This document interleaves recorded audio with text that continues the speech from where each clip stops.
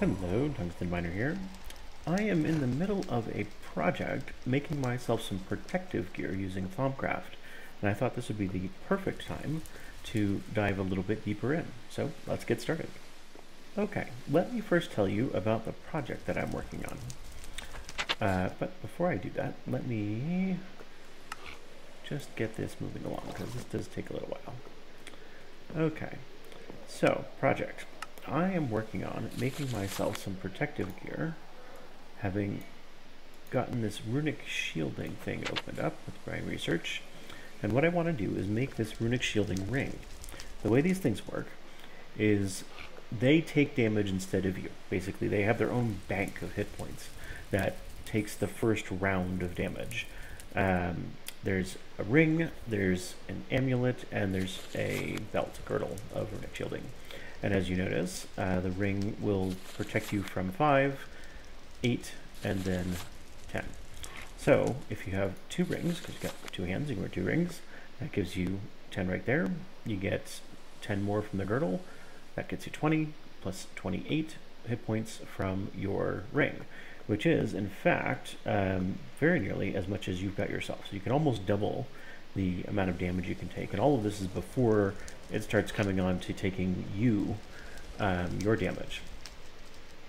So what do you got to do to make this? Well, the first bit is kind of easy. You've got to just make these mundane rings, or a mundane amulet, or a mundane belt. So I have gone ahead and I've made all of those things. Let me take you down to where I've got those stowed for the moment. That's all this down here. The next thing you've got to make is you've got to gather all these materials around the outside ring here, and I'll talk about what that's all about in a moment. But this primal charm, for example, is made on the arcane workbench. So let's go have a look at that, because we didn't talk about that last time. So this arcane workbench is a way to construct low-powered magical artifacts. Basically, you arrange your materials just like you would do on a regular workbench, and then the various aspects will show up in these rings around the corner. And they're looking to use Viz from a wand. So looking at my wand here, this is what I've got remaining in this wand. And it can hold up to 100 of each of these things. And so you can see it's pretty well worn out at the moment. I need to go around and recharge it. And I can talk in a moment about what recharging looks like. But in order to make the object we were just looking at, which is why it's all worn out, these primal charms, you lay out these ingredients, and then your wand has to be charged up with all of these different aspects. So let's take this wand and go charge up a bit. I'm going to actually go to what I know is the nearest node, and I will meet you there. So just a moment. Okay, here I am, charging along down the road in my horse in the rain, and I know I am coming up pretty quickly on where a decently large aura node is. It's just past the lake here. And these nodes appear all throughout the world pretty much at random, and they represent various aspects of magic. And here's one. So as I get close to it, we can walk up. And since I have on my goggles of revealing, it shows me exactly which aspect and how powerful that aspect is.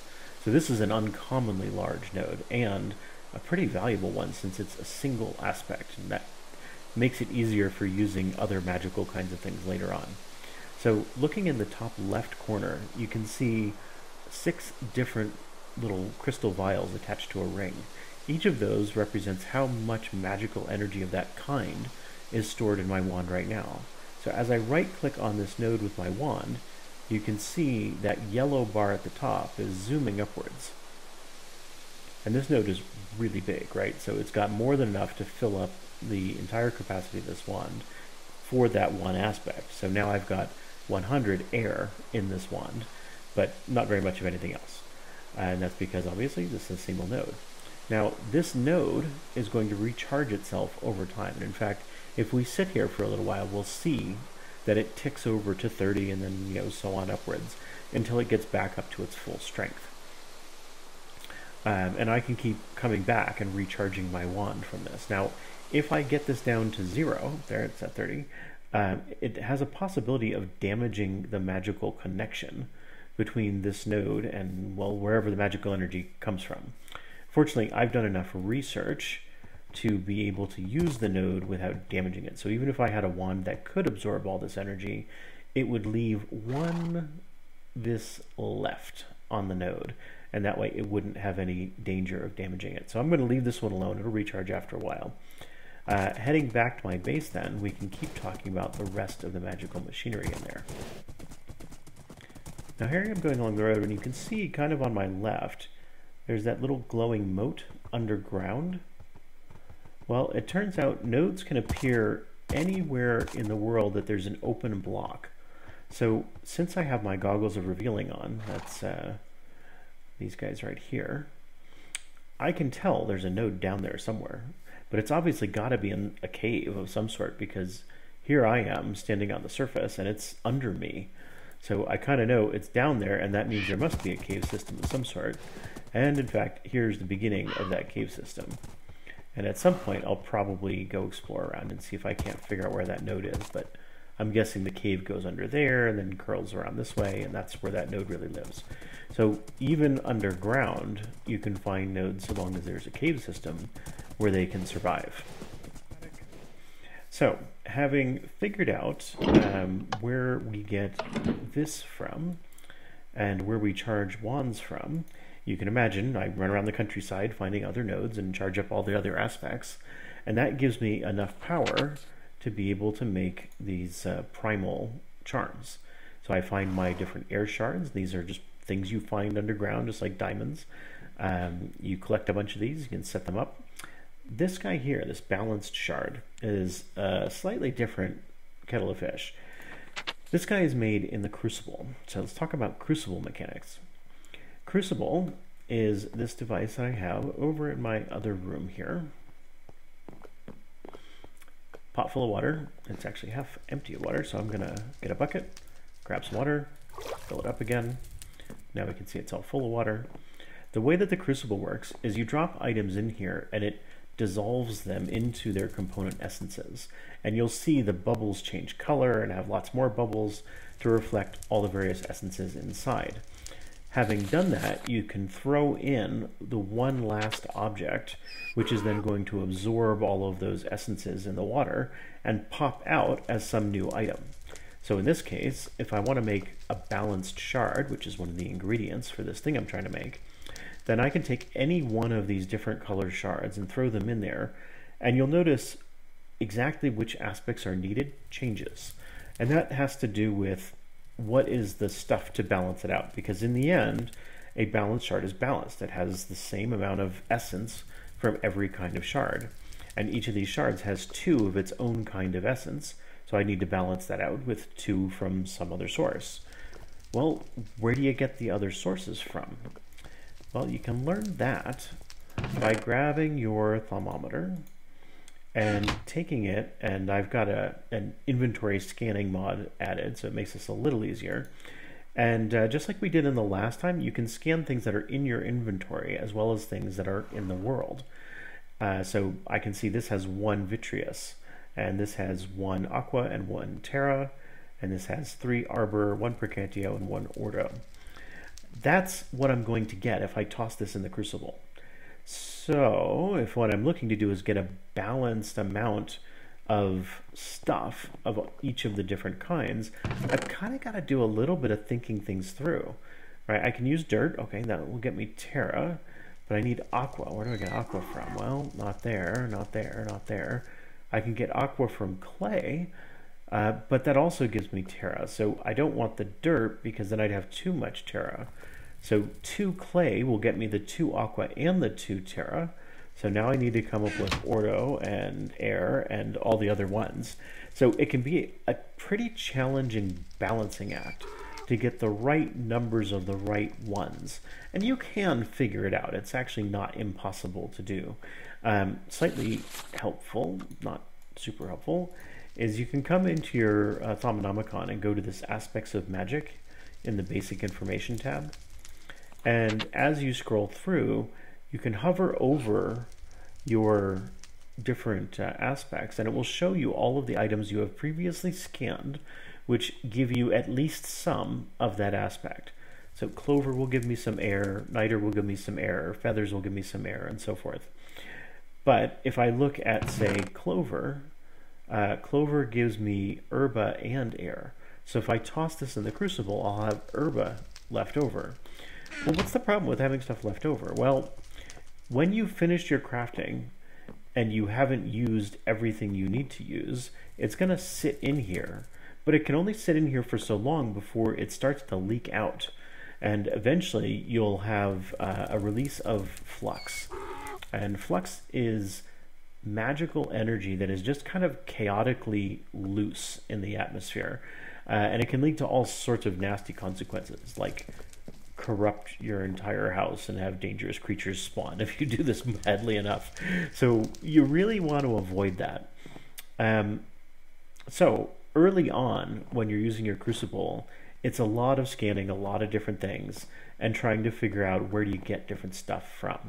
And it's particularly valuable, therefore, to find materials like niter that has exactly one of only one aspect, or sulfur, which has, again, exactly one of exactly one aspect. But that's really rare. Almost everything has a combination of at least two, if not more, of these different aspects. So you're kind of trying to work out what are the best combinations. But there is an easier way. Let me introduce you to the alchemical furnace. That's this guy right down here. So you make one of these guys. Whoops, keep pressing the wrong buttons. That button. An alchemical furnace is a line of research that you can eventually get your way down to that allows you to break down an object into its essences. But instead of doing it in an uncontrolled way in a crucible where things can get loose in the environment, this keeps it in a nice, tightly controlled system, which stores all the liquid essences. So here I've got Precantio that I have distilled from, what was I using? Silverwood. Silverwood, yep. And so now I'm releasing that from here into this alembic, which separates out just one of the aspects, and that's going to collect that one aspect. And eventually these pipes allow me to route the fluid aspects into jars. And so I'm collecting Precantio because it's a component part of what I'm trying to build here. Now, the other thing you can do is use this device, an Essentia crystallizer. And that's yet another piece of research that you can complete and figure out how this is made. But what it does is it takes liquid aspects and it converts them into pure crystals of that aspect. So, for example, one of the most common and easy sources of both Ordo and Precantio is silverwood. So I've been using a lot of silverwood, and I've been crystallizing all of the extra arbor that I have so that I have it in a form which can't release into the atmosphere and doesn't require expensive equipment to store. You can just stuff it in any old chest and it will stay completely safe and harmless forever.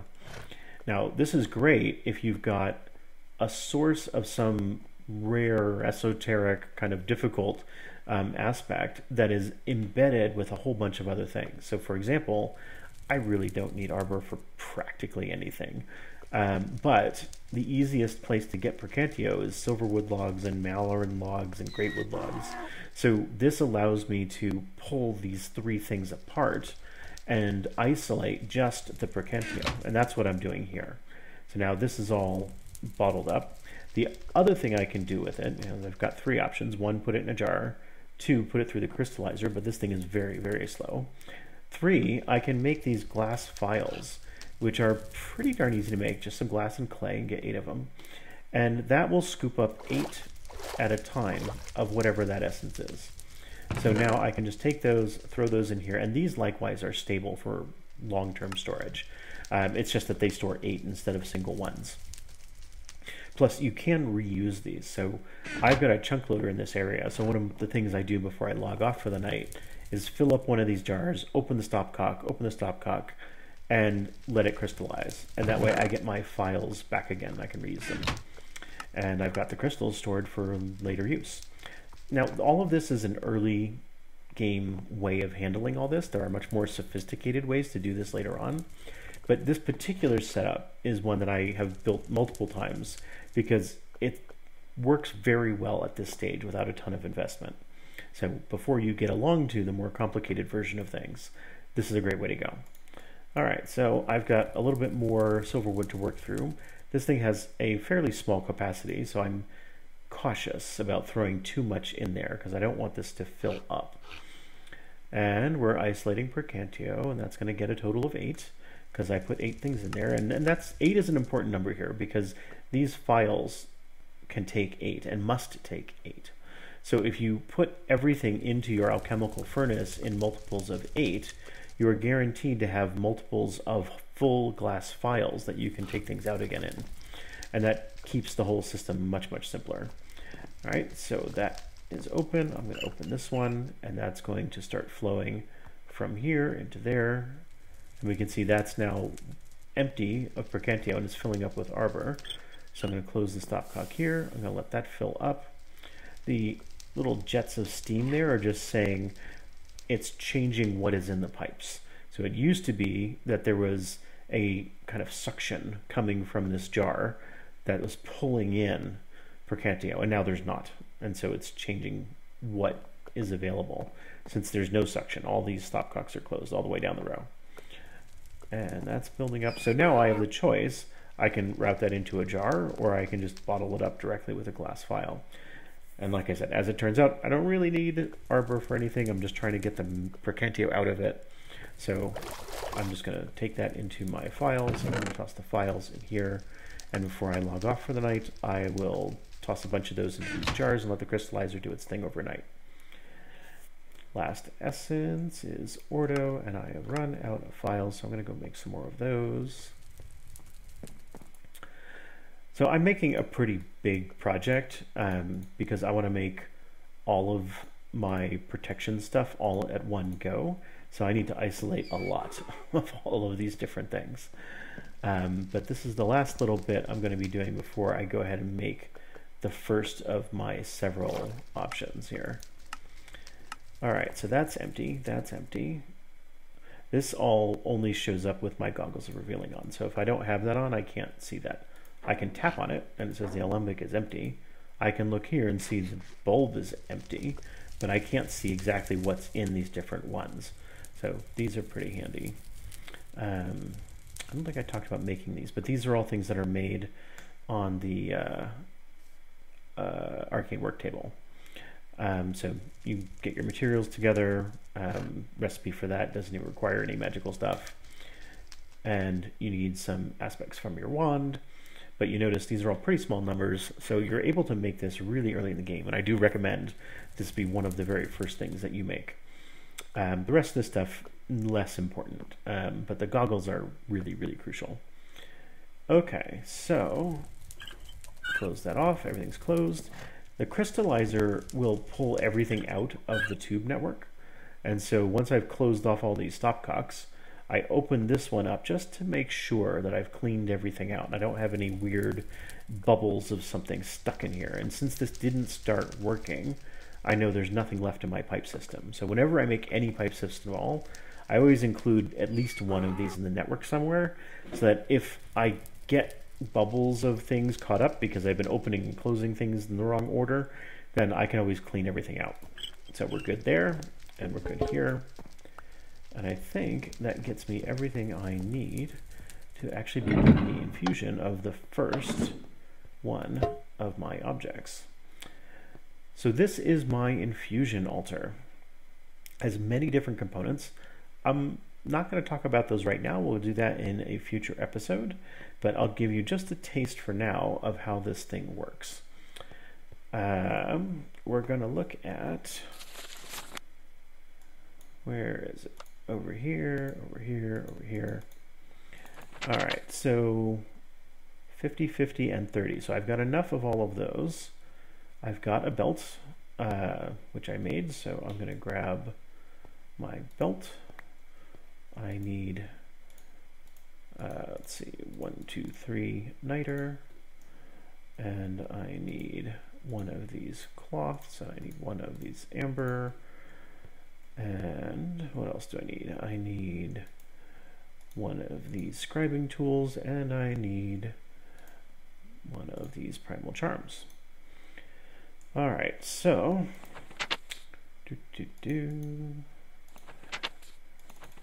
okay, I've got a belt, I've got amber, I've got a primal charm, I've got scribing tools, I've got 1, 2, 3 niter, and I've got enchanted fabric. I have Potentia, Percantio, and Tutamen. Let me just double check each of those. Tutamen 64, Potentia 64, and Percantio 48.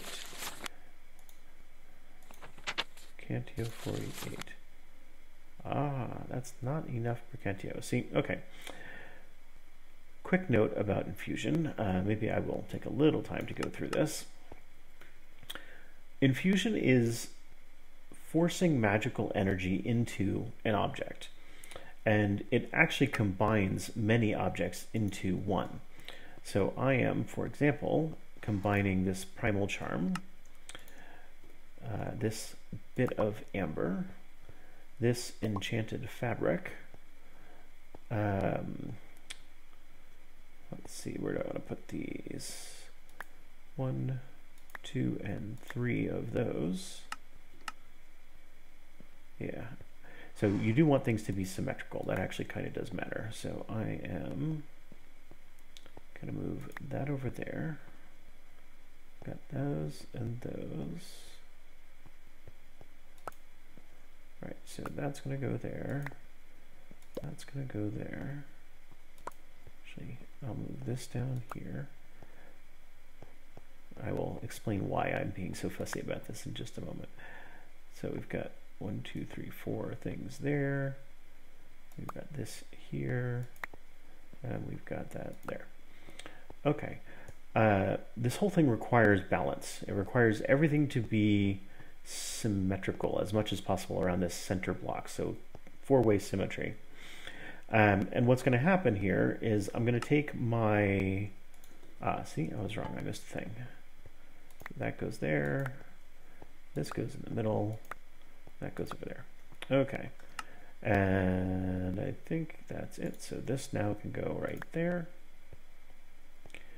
All right, now, what's going to happen here is I'm going to take my wand, I'm going to click on this center runic matrix block here, and it's going to start pulling in all the magical energy and all of these component items in order to craft a single item, which is much more powerful than everything put together, which of course will be my Girdle of Runic Shielding. So I've got my primal charm, I've got my scribing tool, I've got my amber, I've got my enchanted fabric, and I've got 3 niter. 1, 2, 3 niter. Yep, everything looks like it's in place. Everything is symmetrically balanced around the center. It doesn't matter the exact shape and configuration of things so long as it's symmetrical. The other thing is that this is a very powerful magical process, and it can get wildly out of hand. So what you need to do is create a bunch of different artifacts which help balance the flow of energy. So these white tallow candles help do that. These crystals help do that, and I've got a couple of different kinds of crystals. The other thing that helps a lot is skulls. So I've lined the catacomb underneath here with skulls, and these skulls are very carefully balanced to be exactly symmetrical around the center of this whole operation, which is that pillar right there. So I've got everything in place to balance out all the forces here. The problem is I don't have enough Percantio, so I'm going to grab this. We're going to go boil up some more, because you don't want to run out. Once you've started this magical process, it kind of takes on a life of its own, and you can get yourself in some pretty big trouble if you allow things to keep going and get out of hand. So you want to make sure all the components are in place. You want to make sure that you have enough balancing and stabilizing elements to be able to keep the magic under control during the whole process. And the longer it runs, the more out of control it's liable to get. Oh, good.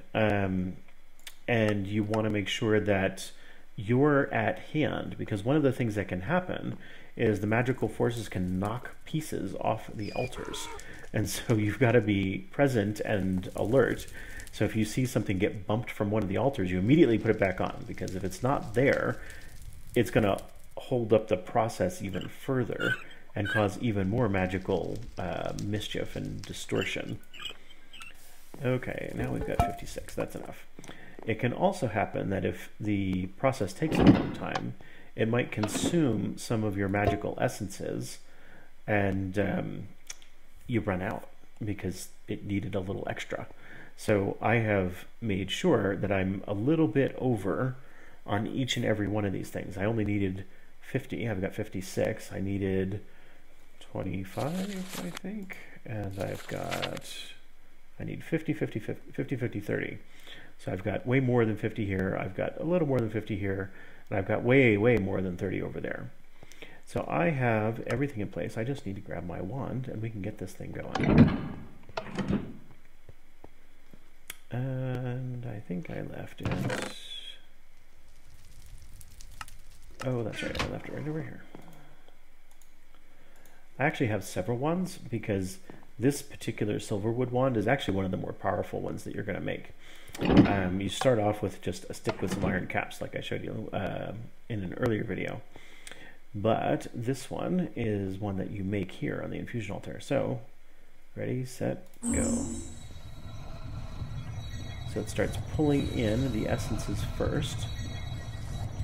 And because it needs so much of the essence, the process takes a long time, and that's what allows the magical energies to build up and potentially start causing problems. So I'm kind of standing off to the side, but keeping a close eye on all of these artifacts to make sure that they stay on their platforms. It's pulling in the last of it. Everything's going smoothly so far.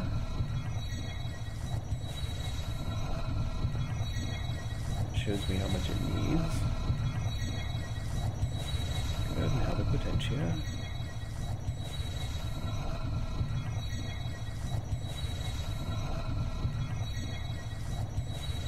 So far everything's going pretty smoothly. I've got enough stabilization elements around that are keeping this from getting wild. This is a moderately unstable reaction, which means if I don't have enough stabilization elements, I'd start seeing lightning bolts. There's one. And things getting knocked off the altar. You can actually get struck by lightning and get injured. So you don't want to stand too close, which is why I'm kind of way back here behind the line.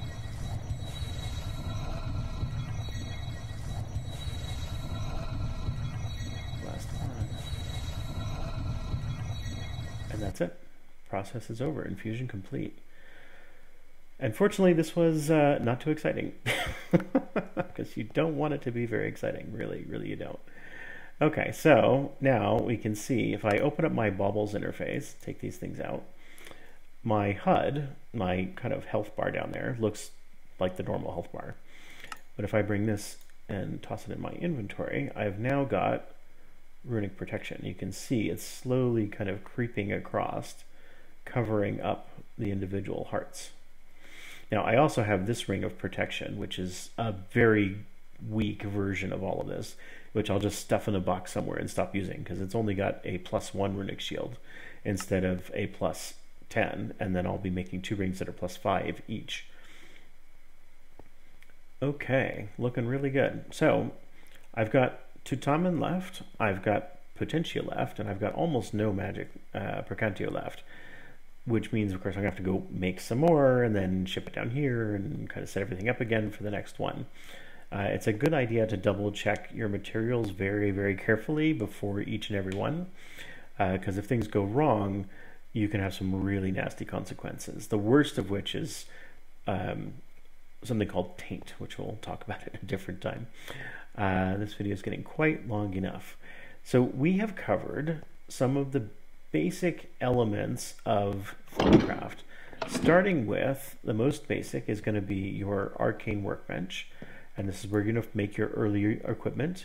Going to drop a wand in here. The wand has to have some vis in it, and that will allow you to make recipes that require the use of infusing a bit of magic into something. So for example, to make a ring of air, you want to use some air shards. You're going to need some air aspect that's going to come out of the vis stored in your wand. And we talked about where you get that from by finding nodes in the world, right-clicking on the node, and that slurps up some of that magical energy. The next thing we talked about, remember, was doing alchemy. So dropping things into the vat. Got to balance out all of the aspects that are going to get produced, or you can produce some magical mess on your hands. One of the nice ways of doing that is to use this alchemical furnace that's going to separate things into various aspects and make those available either to be bottled up into phials or to be crystallized into these very convenient little crystallized essences, which are exactly 1 unit of each different kind of essence, which can be then tossed into here. They can be run through the furnace and jarred, all that stuff. And then finally, we saw about jarring up liquid essences and taking all of those down to your infusion chamber and tossing those down where they are accessible and throwing your different items on these various pedestals and infusing magic into a single item to make a much more powerful artifact. And those are kind of the big 4 of what you're going to wind up doing in Thaumcraft. There's much more nuance to them, and you can get, especially with the alchemy stuff, way more sophisticated. There's a whole nother device that allows you to do alchemy without the messy crucible. And there's a ton more you can add to this thing to allow you to be a lot more safe as you're doing it and to infuse much more complicated things. But those are the basics of all of the different major ways of producing magical items using Thaumcraft. And that's it for now. Talk to you later.